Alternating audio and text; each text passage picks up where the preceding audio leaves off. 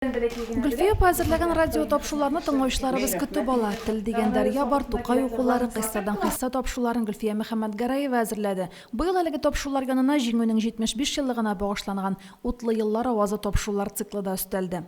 Үзеңнең районыңның патриоты булу кирәк барыбер. Газеталарга менә бу авыллар газетасына мин үзебезне белә белгәннән бирле беләм. Электә ул теге күмәк хуҗалык булган, әти сөйләү буенча алар гел алганнар. Аннан соң үзебез авылларын 1 елны да калганыбыз юк. Менә мин хәзер лаеклы елга чыкканга инде 11 ел булды. Укытучы, лаеклы елдагы укытучы миңа ни кирәк дип уйларга мөмкин бит инде. Мин аны гомрем буе алдым дип. Ләкин аны алмыйча түзә алмыйм. Бүтән газетка язылмасам да авылларына язылам. Бүтән газетка да язылам. 4-5 төрле газета алабыз әле хәзерге көндә дә.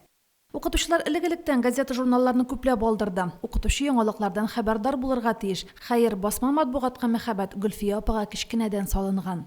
Гаиләдә әгәр дә укуга кызыксыну бар икән, әти-әни укый икән, бәләкәй бала бит аны бәләкәйдән күреп үсә әти-әнинең. Китап укый икән, ул бала да китап укый. Әти-әнисе газет укыганы күрә икән, газетка языла икән, өенә шундый матбугат килә икән, бала укый. Мин үзем шулай дим. Безнең балалар да менә шул бездән күргәннәрдер инде, миннән алар укыдылар һәр вакытта да.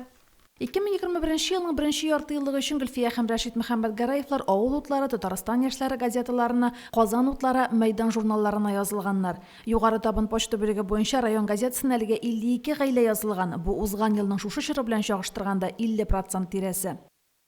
Авыл утлары газетасына язылырга килдем. Елда язылабыз, яратып укыйбыз. Район тормышында хәбәрдар буласы килә. Шуның өчен газета укып язылырга килдек. 3-сеннән 13-нә акция дип игълан иттеләр бит инде. Шул максаттан менә килдем, язылдым. Былтыр инде альтернатив дигән язылган идем. Ләкин алай кыенрак икән. Шуңа күрә хәзер почтадан килеп язылдым. Почтальоннар булсын иде инде. Китерсеннәр өйгә почтаны вакытында. Вакытлы матбугатка язылу дәвам итә. Әбүнәче 10 көнлеге кысаларында газета журналларга бәя төште. Әбүнәче 10 көнлеге исә 20 декабрьгә кадәр озайтылды. Римма Авзалова, Динар Минхаҗев, Мөслим телевидениесе.